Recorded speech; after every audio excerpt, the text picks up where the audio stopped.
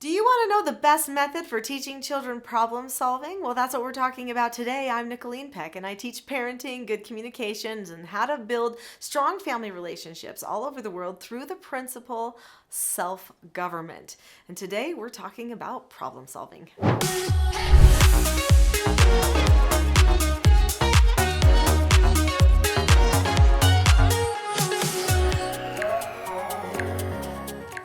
In this video, we're going to learn about how children learn to problem solve and what they need to be focusing on in their brains. Also, we're going to talk about a problem solving exercise that you can use for anyone, not just children. So let's talk about children and problem solving. Just so you know, they learn most of their problem solving by example. So whatever they see happening is what they will duplicate in their problem solving. They also tend to problem solve based off of what has worked in the past. So they try different things, trial and error, and if they seem to get their way doing something, then they'll do it again. This is why a child whines repeatedly. They whined once and it worked for something. Someone wasn't in the mood for the whining. They didn't want to teach to it, correct it, or talk about it. They just gave the child whatever it was. And because it worked sometimes, that was their preferred method of problem solving. So anger, emotions, all kinds of things can be used as a method of problem solving, but they're not always very productive and certainly not unifying. So when a person learns to problem solve, it is possible to problem solve in a way that does not divide family members, but instead unites them together. And that's what we're going to be talking about today. So what's going on inside the child when they are learning by trial and error and example how to solve their problems? When a child is learning by trial and error, they might employ some of their emotions. If they start solving their problems with emotions, this isn't something that should be shocking. In fact, almost every person starts out trying to solve their problems with their emotions. If you think of it, when a child is nonverbal, they're a baby, they can't talk, they only have their emotions. They're in mid-brain at that time. And so they're using their emotions to communicate their feelings and their desires to somebody else so that they can get their problems solved. Well, this lasts for a long time. Sometimes even after a child is verbal, they don't use their verbal communication skills to actually solve their problems. They revert back to their emotions to get the point across. Now, verbal communication skills are usually a prefrontal cortex thing. So that front part of the brain is the part where we really get into real cognitive work, where we're solving our problems. But the thing is a child's prefrontal cortex develops slowly over time. The prefrontal cortex of the brain is not fully developed until a person is between the ages of 18 and 25 years old.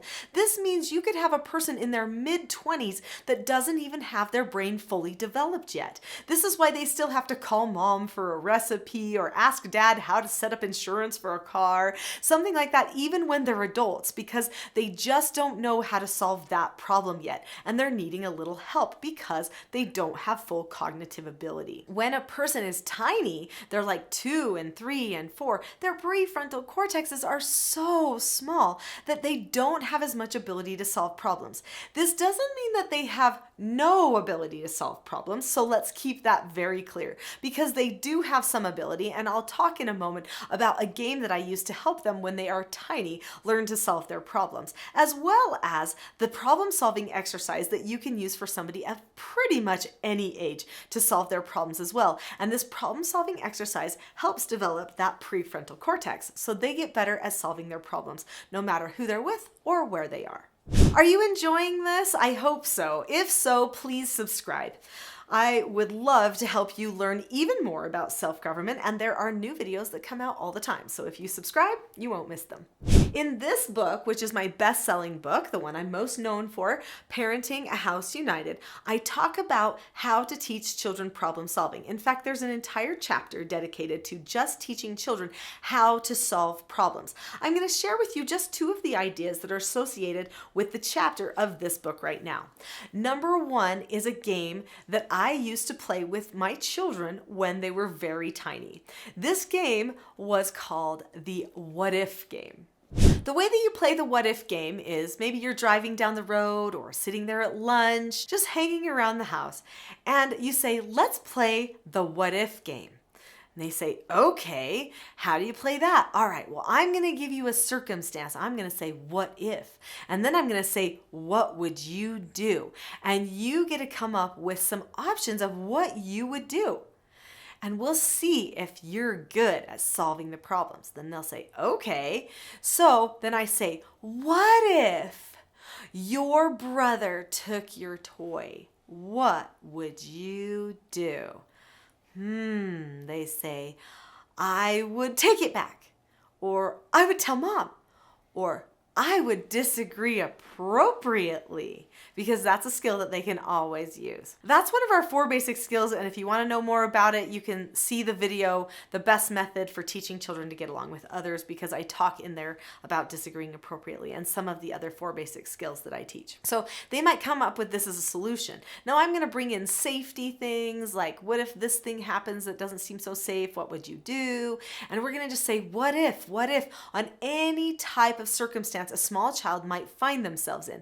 And they love thinking about it and processing what would be the best thing to do. Sometimes they even ask me, what would you do? Because they don't know. And so then I would tell them what I do. And this teaches them what some of their options are. So when they were little, we would play the what if game. And that what if game prepared them to start solving their problems and engaging that prefrontal cortex ahead of time so that when they're in the minute, they can better solve their problems. But we did something else once they got just a little bit older, maybe about 4 years old, maybe 5 years old. We started teaching them a problem-solving exercise that I call SODAS. Now in our family, we have a SODAS journal. In fact, you can find these SODAS journals as well as all of the other teaching self-government stuff on my website, teachingselfgovernment.com. This SODAS journal goes over how to solve problems by factoring in every piece of information that you might normally miss. So SODAS is an acronym that stands for situation, options, disadvantages, advantages, and solution. I learned to do these SODAS exercises when I was doing therapeutic treatment care for troubled teens, and I'm so grateful. And I think I made a format that's a little bit easier than the way that I learned them. So if you've heard of them before, it's probably because they've been around for a while. So when the parent gives the child the situation, and the parent always gives the child the situation, they make sure that that situation is open-ended, because after the situation is given to the child, then the child needs to come up with their options. Sometimes we use SODAS as a negative consequence. Sometimes we just use them to solve problems or to go through an instance that just happened so we don't make the same mistake again in the future. So there are many ways to use a SODAS exercise, and there's no age limit for using it either. So me and my husband will often do SODAS exercises with each other when we're trying to make decisions for our family, because it's just good, solid problem solving. The parent gives the situation. A situation might be something like, Mom said I can't watch TV, but I really want to. Now we've stopped the situation right before a choice is going to be made. So what are the options that the person might have? Maybe I watch it anyway. Maybe I don't. I say okay and don't. Or number 3, maybe I disagree appropriately with mom and use one of my skills. After I've come up with some options, and I always say at least 3 options, then I'm going to go through the disadvantages and advantages for each option. Did you know that there are disadvantages of making the right decision? So let's say a child says okay and doesn't watch the TV when mom tells him not to. Well, what's the disadvantage? They might be bored. They don't get to watch the TV. They don't get to talk with their friends about this new show that everybody else is watching. Those are a lot of negative consequences or disadvantages, and sometimes they don't want to accept those. Did you also know that there are advantages for making the wrong decision? This is why people make the wrong decision. So what are the advantages of watching it anyway? Well, I'm not bored, or I get to talk to my friends about it, or I feel cool because I got to see the show before everybody else. Something like that, right? So there are advantages and disadvantages for every single option. And we need to explore those so that we can actually make a really educated choice. Once you've fleshed out all of the options, then you can make an objective decision. And you can say, I think it's better to disagree appropriately so that mom could understand how I feel about it, and I get to express my feelings to her, or something like that. So at the end, there's a solutions section after the advantages and disadvantages section. And then the solution is where they decide which choice they will use in the future. Then we discuss it in the debriefing section.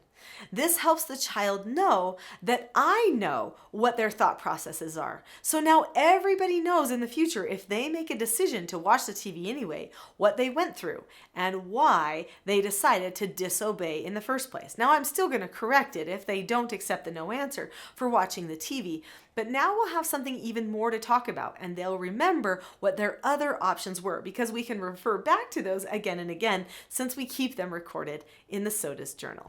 I have a free gift for you. Remember, I talked to you about that. Well, it is a Calm Parenting Toolkit, which is actually a course. It's a mini course. It's got 10 lessons, 10 tools that you can utilize to be calm when someone else isn't, and to get you on the road to self-government.